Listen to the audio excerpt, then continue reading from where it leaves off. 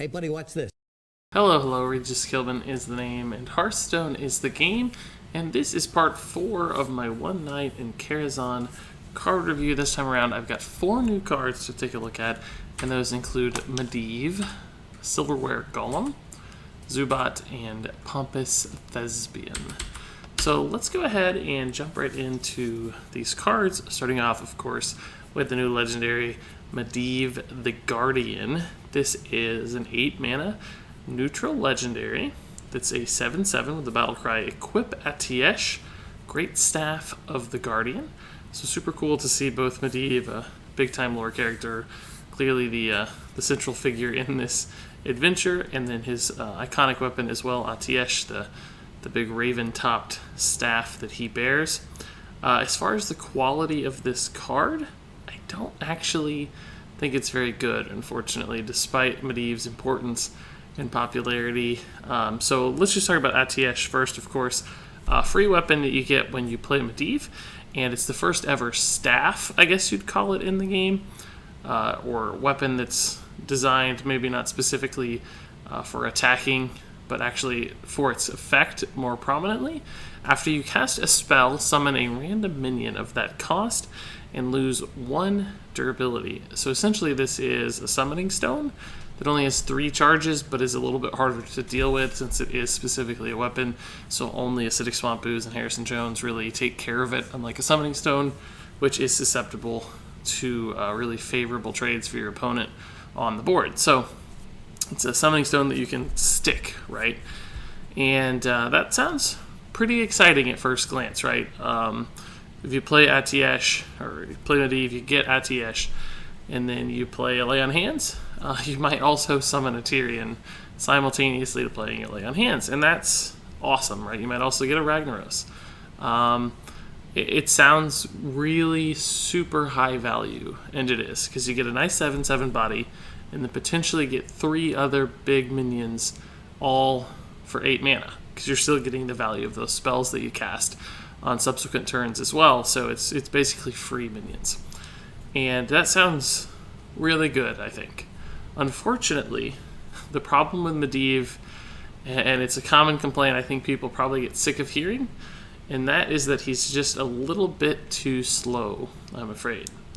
So when you compare Medivh, for instance, to cards like Varian Wrynn, Varian Wrynn is a 10 mana card, so a little more expensive, so slower in that regard. But Varian summons you 3 minions of your choosing, more or less, because they're minions from your deck. So you know that they're good minions. They're synergizing with the rest of your deck. They do whatever you want it to do. They might be taunts. They might be big threats like Ragnaros. But Varian can summon up to 3 minions instantly. As soon as you play him, he gives you those minions, right? So you might get a Bloodhoof Brave. You might get a Ragnaros, and I get a Frothing Berserker, let's say a Tempo Warrior style deck, right? That's pretty good value. It happens instantly, and it can be very difficult for your opponents to remove. But even Varian, for the longest time with that amazing effect, never saw play because he was too slow, despite immediately playing 3 minions. Another similar card I want to talk about is N'Zoth. Now, N'Zoth also summons free Tyrions. It summons free Sylvanas. It does all that stuff. It's also 10 mana, but they hit the board instantly. As soon as you play N'Zoth, as soon as you play Varian, minions are going to come out. Not guaranteed with Varian, of course, but most of the time you get 1 or 2, sometimes 3 minions. In N'Zoth, you'll usually get 1 or 2 or 3 minions. And it happens instantly, and N'Zoth, of course, is good. He is a win condition, and opponents often can't deal with that many minions. But again, the minions that N'Zoth summons are specific ones that you've chosen. They're part of your deck. They're good. They're high value. The problem with Medivh is that he does not summon minions instantly. It takes you 3 turns to summon 3 minions, or not necessarily, right? You could cast 3 mana spells the following turn to get your 3 minions instantly, but then they're pretty weak minions. But to get 3 good minions out of Medivh, it take 3 turns, right? So much slower than Varian, much slower than N'Zoth, who both summon those minions instantly, and in some cases aren't even good cards like Varian. He's just an average card, I would say. So Medivh is slower than those. Similar style body, so that matches up fine. But also Medivh's effect is random. So you don't know that you're going to get the Tyrion, right? You could get a bad minion. You could play a 4-mana spell and get a terrible 4-mana minion. It's so random, right? And the spells you cast are dependent upon what your opponent does. So you don't always get to play lay on hands if you have to play something else very specific to what your opponent does. So there's randomness that hurts Medivh. There's speed issues just because ATS takes forever to gain value. I just don't think he's better than cards like N'Zoth or even Varian Wrynn. And those cards don't dominate the game right now, so I don't think Medivh will either. There's certainly probably a place for this card in some control style decks that run high cost spells, particularly particularly ones like Reno Warlock that might have a need for a higher cost minion that play very, very, very slow and have outs with Reno to combat slowness by just healing themselves and staying alive and taking long-term value out of ATS. But I just don't think there's that many decks that can survive that long, that have that many high-cost spells. I don't think running ATS with low-cost spells is particularly powerful. I do like that ATS can attack. It does have one attack, if you'll notice, so it's a ping effect. Sometimes I think playing Medivh just for the one attack weapon is going to be a relevant play, and if you get the additional value off the summons, then good for you, but you just desperately need a ping in a class that maybe doesn't have a ping, so that's surprisingly cool. But beyond that, I just don't really like this card. I don't think it's good enough. Too slow. The effect is too random, and unfortunately, one of the coolest characters in Warcraft in the central figure in the adventure might just be a below average card. So let's go ahead and move on to the other 3 cards here up for review. First off is the new Warlock minion Silverware Golem. This is a 3-mana 3/3, and it's yet another Warlock card that has a discard synergy effect. So clearly, Blizzard is all in on discard effects for Warlock in One Night in Karazhan expansion. As far as whether or not this card is good, that depends completely on whether or not you can build a viable discard deck. Because as a 3-mana 3/3, incredibly below average card, right? There's no reason to ever run a vanilla 3-mana 3/3, particularly in Warlock, who has some pretty good 3-drop options with Imp King Boss and Darkshadow Councilman for Zoo. So this has to be a part of a discard deck, and it's really hard to judge right now whether discard decks are going to be good. But I will say that I think the effect on this one is one of the better discard effects, just because it does get you a really solid, just nice little body on the board for a card that you'd otherwise discard. So you could play like Succubus on 2 to get a 4/3. You discard your Silverware Golem, and suddenly you've got a 3/3 as well. So you get a 2-mana 7/6 on the board, which sounds totally crazy, right? So that could be very strong. The problem, of course, with discard effects is that they are random. So you don't really want to run a 3-mana 3/3 that you have to play. So that's going to be pretty disappointing. But for those games where you do just get this on the board on turn 2 for free, that's nuts. And I have a feeling that means that the discard Warlock deck is going to be pretty inconsistent thanks to cards like this. So there will be games where it just totally steamrolls and wins, and games where it just falls apart and loses and doesn't gain any value from its discards.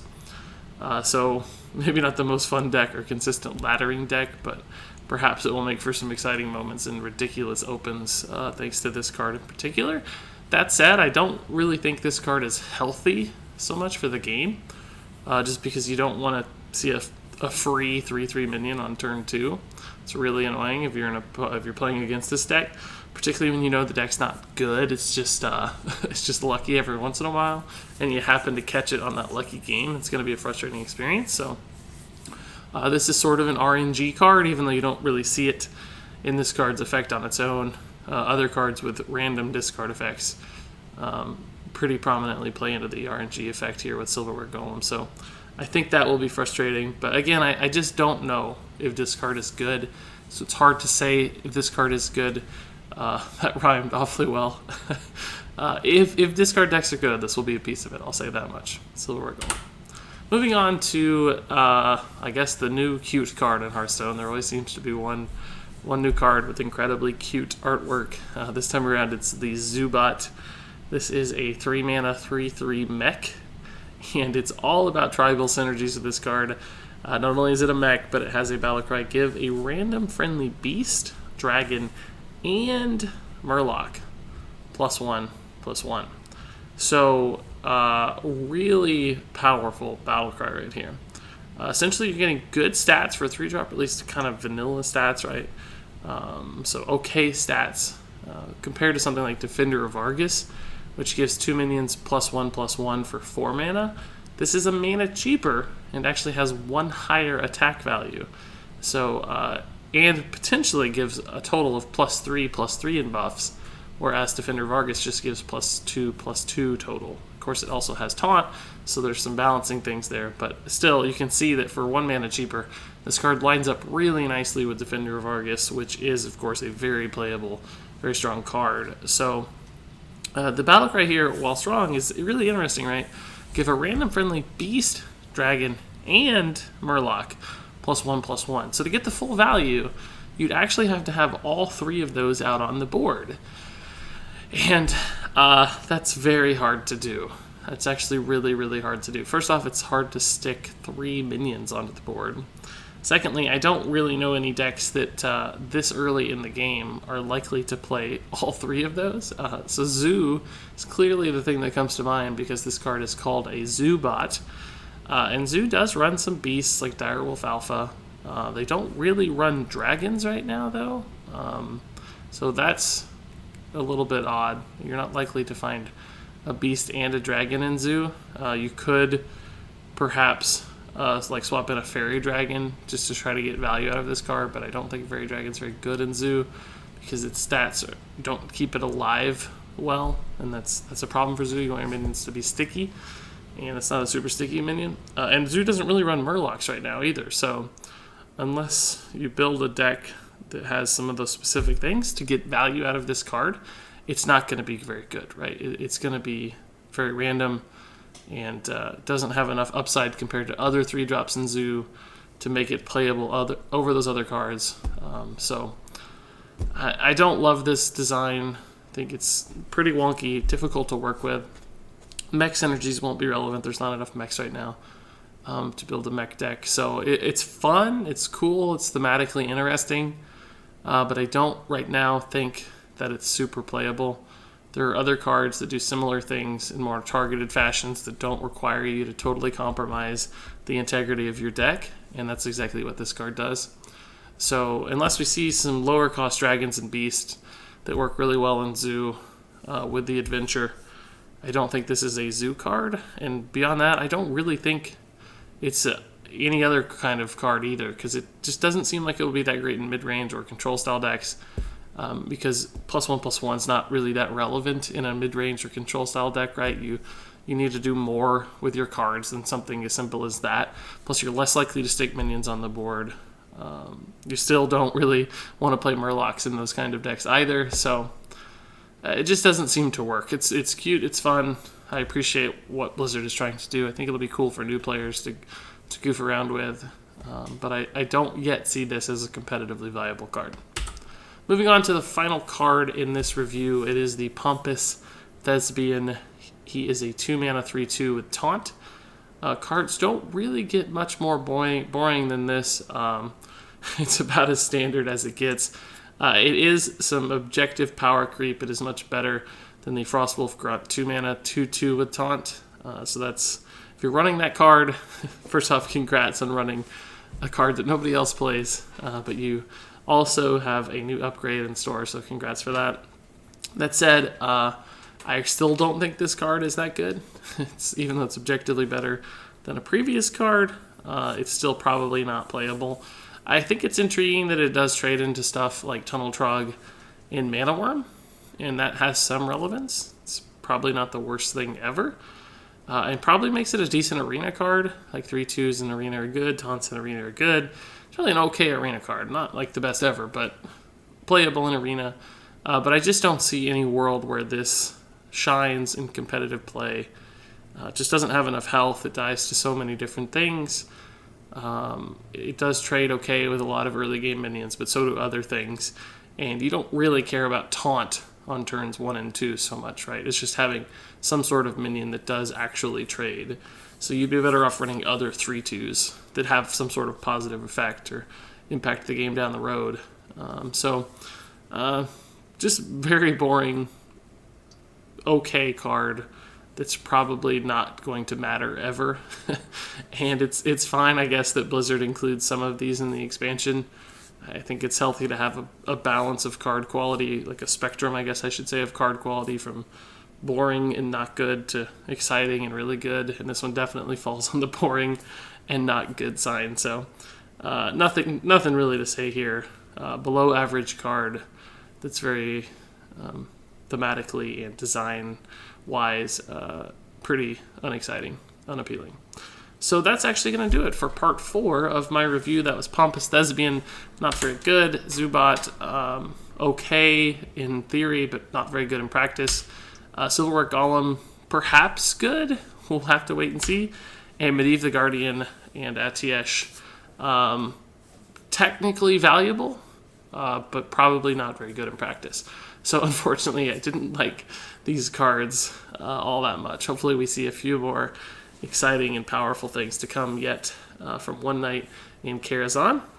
But if you have any questions about my comments or have your own thoughts on these cards, please do share them in the comments. Thanks so much for watching, and until next time, game on.